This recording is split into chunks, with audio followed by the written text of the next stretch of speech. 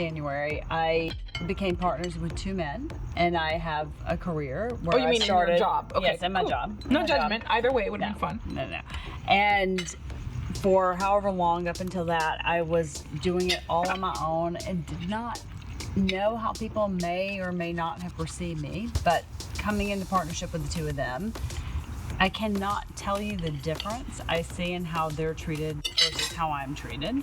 And they are, by the way, the most supporting men you could ever have in regards to women and female directors and everything else. They're literally the best partners you could ever ask for. But there have been probably 3 or 4 different occasions where I have said no to someone, and I say no very kindly, by the way, never rudely, like, oh no, like, let me explain why I'm telling you no, blah, blah, blah. And they send my business partners an email that says, Jennifer was being kind of mean today. Like, I think she might, and they kind of make these assumptions, and they send the emails to them, which get forwarded to me because they don't respond. And I sit here and I look at it, I'm like, what did I say? Like, that was rude. In general, women are thought of, if they say no, they're a bitch. Right. It is not authoritative. It is not definitive. You're a bitch. Like, that's it. You're in a bitchy mood. You're saying something bad. And that's personal and professional. Yeah. And I think we could all probably think of examples in both spheres where that happens, where if you assert yourself in any way, you're being bitchy. It's like the term bossy. A man is almost never called bossy. He's the boss, but he's not bossy. I never saw myself as bossy. I always saw myself as a boss, whether professional or even personal. Even in the beginning of my relationship a few years ago, even like a simple argument or misunderstanding, he doesn't do that now, because shit will go down. But in the beginning of our relationship, it was like, are you on your period? And it's like, don't even fucking kill yourself right now. There's gonna be a fucking hurricane. This apartment is gonna go down, and you're gonna, like, I'm gonna put this shit on fire. I'm gonna fucking you are on your period. No, you're not. No, I'm not. But the thing is that I don't need to have a voice outside. Like, I should be able to have a voice outside of my You don't need to have an excuse to be outspoken. I should have a voice, and it should be respected whether it's on. Yes, I understand it. There's a blessing among us. Sometimes we're a little bit more emotional, but the voice still stands. I mean, that's where I'm kind of having that, like, hard situation right now, because I'm at this particular place in my life where I can start making decisions, and I will try to, answer an email and be like, okay, answer it whether it's a yes or a no, or I have to kind of give a smiley face or something, and if they reply back like, well, but that's not what we agreed on originally, my fiance will literally come in and be like, add me to that fucking email right now. Like, this is not gonna happen because you're a woman. They're gonna think that you're just like being nice, but my personality is just nice and like easygoing and like just chill, very like, I just go with the flow, and like, it's like not my job, I feel like sometimes, to say no, to say yes, because then I don't want people to think that I'm that bad person, like, oh, we don't want to work with her. When Mariel was raising her first daughter as a single mom, there was one incident where we were in an elevator in New York City, and Kayla must have been like 2 years old or 3. And somebody walked in and said something to Kayla. And I said, Kayla, say hi. And I remember, I'll never forget this because it has shaped who I am and how I view ourselves as women. And then I've seen this proof, I've read about it, I am a witness of it in my own experience, where Kayla just did not want to say hi. And my sister, Mariel, her mother, when that person stepped out of the elevator, she was like, Zoe, next time, just ask her if she would like to say hi. She's not supposed to say hi. The same way human beings, adults, have a bad day or having like a moment to themselves, children are entitled to.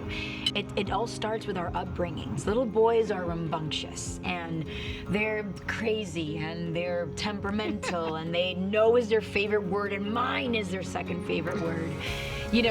Preach, girl. And it's adorable. It's adorable. You're like, oh, look at him. He's just a...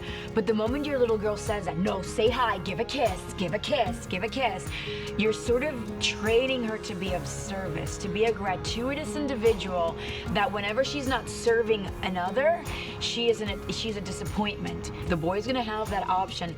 A little girl should. As women, we have to learn to feel extremely uncomfortable with the word no. The word no is the most positive term we will ever know as a woman. Because the moment you wake up as a woman, I'm not trying to be a pessimist or a Debbie Downer or whatever, you're going to deal with so many more obstacles than a man will deal on an average basis.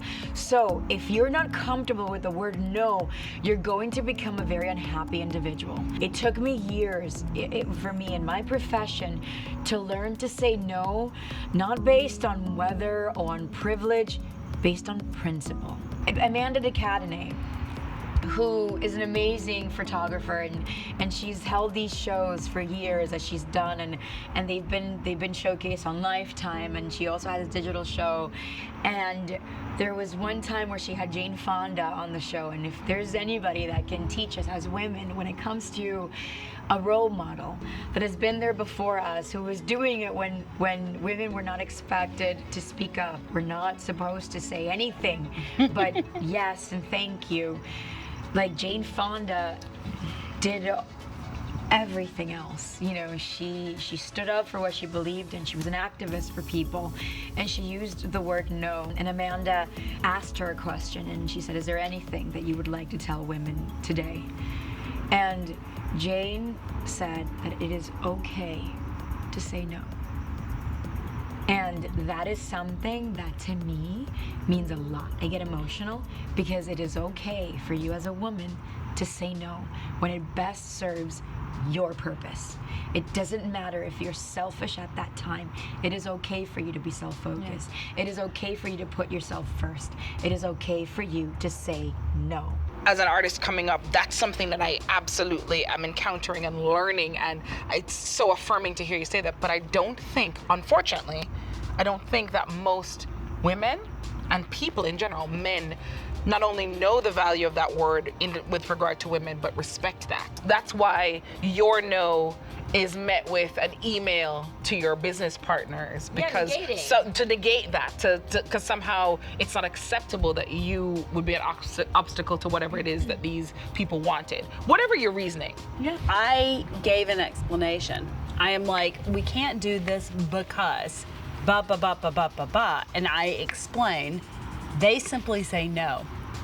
Exactly. No. And that is accepted. But I'm saying in general. And I feel very compelled, if I have to say no to anyone for any reason, to give an explanation. It's not just a problem that we're having with us. Men also have a very big problem with understanding females. I mean, when your biggest sexual education of a woman is youjizz.com or pornography, it's you're failing. You're failing. Or fifth grade. So first of all, like squeezing a woman's nipple is not pleasurable. Knowing how to hold Putting a thumb in her mouth is not cute. No, but what I'm saying is there's very little. They do it on YouJizz all the time. And mind you, I'm going into like a deeper conversation that it should be a different session, and we should find a way to make it non-manly bashful. We'll try. But whatever. But when it comes to, if you feel the need to extend an explanation as to why you're saying no, it is okay. If it is unwelcomed or if it's received improperly, that is beyond your control. Sometimes you will feel the need through proof. That's a good thing about email, is that you have a trail. And I love to forward people's messages, especially when chains have been forwarded to me, and I read conversations that have taken place of me, that involve me, that are misrepresenting of my persona. It's not like I take great pleasure. I feel like it is my duty to sort of clarify myself so that it won't propel a gossip chain of who I'm not. So I think it's very appropriate for you to sort of go, listen to me. When I told you no, and for you to assume that I was on my period, it was actually offensive. No meant no because we are over capacity, because at this moment, we simply do not need or want your services, and that is that.